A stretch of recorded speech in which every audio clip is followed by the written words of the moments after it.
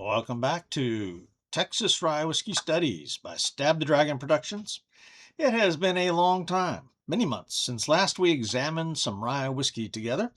I've been focusing on blended scotches, Canadian whiskey, and Irish whiskey, but now it's time to return to my National Rye Whiskey Tournament, episode number 7, where we will be studying Basil Hayden Malted Rye. Coming from the Jim Beam Laboratories. Coming from Fort Worth, Texas on Monday, April 27th, 2026, where it is 90 degrees. So let's get back started into ryes. Just the facts. This is an 80 proof, non-age stated 100% malted rye whiskey from Jim Beam. It costs about $54 here in Fort Worth. Tasting notes. I find this to be a beautiful whiskey. Sweet maltiness, gentle rye with some floral notes, cereal, caramel, nutty, light spices, honey, even a little bit of vanilla. This is not a bold or strong rye. It's sweet, soft, and gentle, but wonderful. I gave it a score of 83.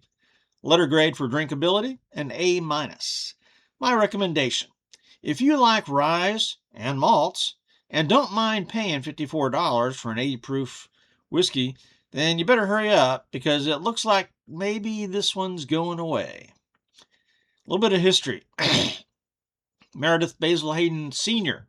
was a rye farmer credited with introducing a high rye mash bill into his bourbon in the late 1700s in Kentucky. He founded Bardstown, Kentucky in 1785. Jacob Beam began selling his bourbon, Jake Beam Sour Mash, in Kentucky in 1795.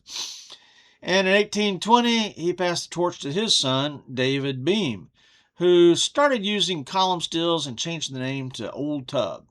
In 1920, Prohibition ended the Beam production for 13 years, but with the repeal, James B. Beam came back, and in 1935 began selling his bourbons again with a new name, Colonel James B. Beam Bourbon, which was shortened to Jim Beam Bourbon by the late 40s.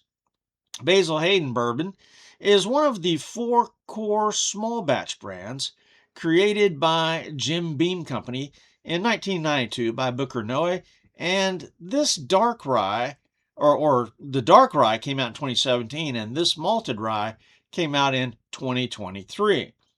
Beam is now replacing the malted rye, it seems, going to something they're calling golden rye. For history, 5 out of 5 points. The bottle, label, and marketing. This bottle is nice, reasonably traditional, but fairly plain. The label, however, is where they spent the money. It's very attractive. It's eye-catching. It has light and dark brown with some gold lettering. It's got this metal belt around here in the middle with the BH belt buckle going on there. And the explanation for what is in this bottle is on the label in 2 places, notably right there. So, very, very nice bottle. I really like this. The information is good. So,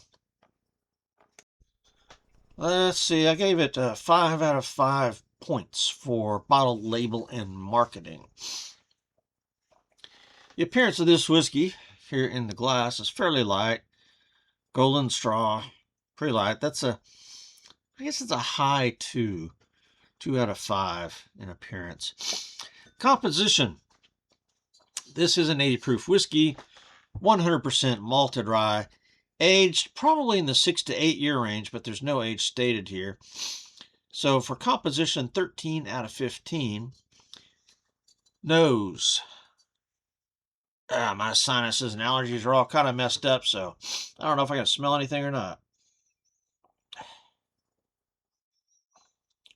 A light nose, but there is some gentle sweetness and a bit of malt. I do get some floral notes. Maybe rye notes. This is pleasant, but a bit weak. 7 out of 10. Taste.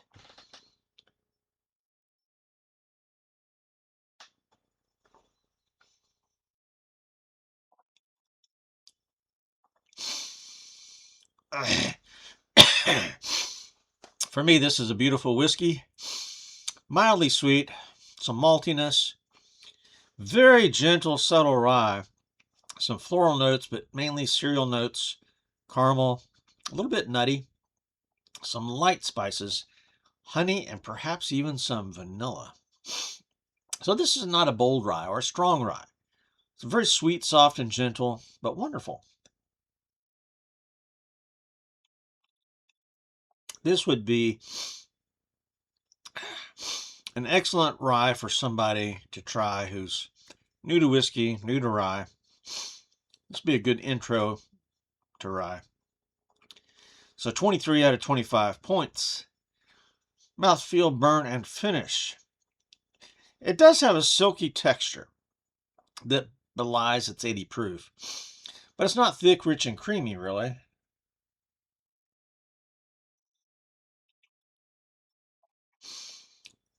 But still, it's a nice mouthfeel. It's not burned. No, no real burn to speak of. It's not thin. It got some mouth tingles here, and that's about it. Nothing goes up, nothing goes down, back of the throat. Stays here. So it's not a scary whiskey at all. And I really think the finish is longer than you would anticipate from an 80 proof. Some of the maltiness and even the vanilla and spices do linger for a while, along with the mouth tingles. So it does have a decent finish. So 12 out of 15 for the mouthfeel, burn, and finish. Now let's talk versatility, flexibility. This is beautiful, neat. I really do like it. For an 80 proof, this is really quite nice. I think it's probably too weak for ice, although you can do what you want. I rarely put ice on my whiskeys, okay? Just, it's got to be 120 proof or something like that. Or be a really harsh whiskey. Some harsh whiskeys are around 100 proof maybe, but for something like this, I wouldn't ice it. Now, cocktails, they're you go to the Jim Beam website and look for cocktails, and this one doesn't show up. Of course, now I think they're not even selling this one anymore. So, I checked just the other day. So I think that may be the problem. However, I did make an old fashioned, and it turned out okay, but it was a tad weak, a little bit out of balance maybe. I went light on the bitters using Angostura and black walnut. I did use one turbinado sugar cube and an orange peel and one cherry, but the rye whiskey really, it seemed to get lost in there. It was a pleasant drink for sure. No problem drinking it. At 80 proof, my wife enjoyed it some. I just didn't get much of the whiskey flavor. I don't know. So I'm going to try that again and see, experiment with my recipe for the old fashioned here, and then I'll come right back.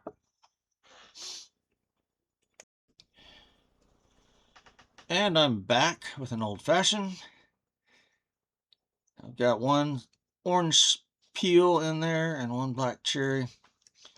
The bitters that I used is Angostura bitters and a little bit of Turkish tobacco bitters.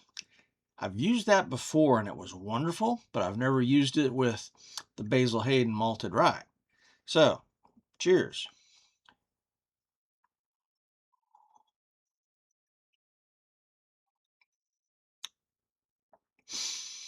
And that's different from the one the other day, for sure.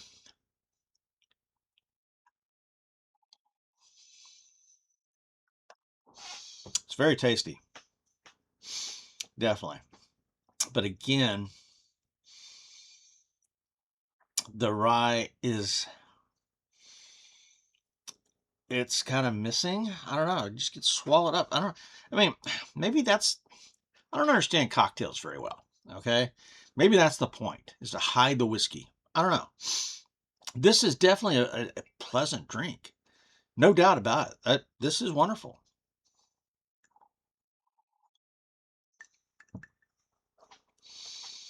And I think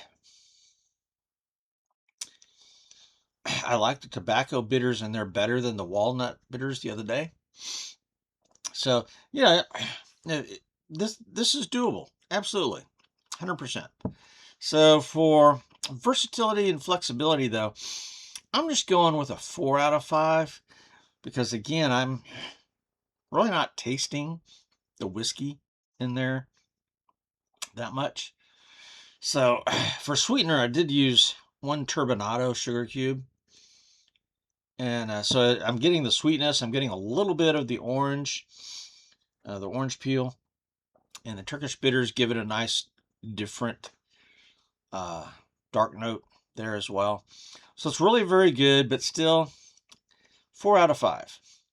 Now, price, value, and availability. Total Wine has this in Fort Worth for $51.99. Goody Goody, $53.99. Specs, $54.62. This is a delicious rye. I really do like it, but this is at least $15 too high. This ought to be no more, for an 80 proof whiskey, come on, this ought to be 40 bucks. That's about it. So will I buy this again? Well, A, I think Jim Beam is not putting it out anymore. But B, I just don't think the value is there at the price. But maybe, I mean, it really does taste good. I mean, I like it. And there is good availability.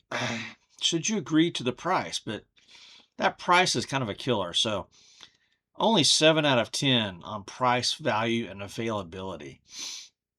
Bonus points. If this is really going away, I'll be sad to see it disappear because I really do like this. Not at that price. But if Beam's really taking it out and it's gone, I think that'll be sad. So 5 out of 5 bonus points despite the price. This gives me a total score of 83. A letter grade for drinkability is A-. Because again, I really do like it. Analysis and recommendation. Although I really like this, the price is just too much. It's overpriced. It's underproofed. It's a delightful drink for sure, but apparently, if it's going to be replaced, I don't know what the price level is of what they're going to replace it with. I don't know. But if you like ryes and malts, and you don't mind paying $54 for an 80 proof whiskey, then I'd say you better hurry up because it looks like this one's going away. For mixing purposes, it tastes great in this old fashioned, but again, it's a little bit weak. Okay, I'm not really tasting the rye. Now, recommendation. I mean, if they made this at 86 proof, I'd be all over it for this price. Okay, for sure. All right, that does it for the Basil Hayden Malted Rye. Coming up next, we've got Pendleton 1910 Rye. Now, Pendleton comes from Hood River Distillers in Oregon, but the whiskey comes from Alberta, Canada. Go Alberta. All right, this is Texas Rye Whiskey Studies out here.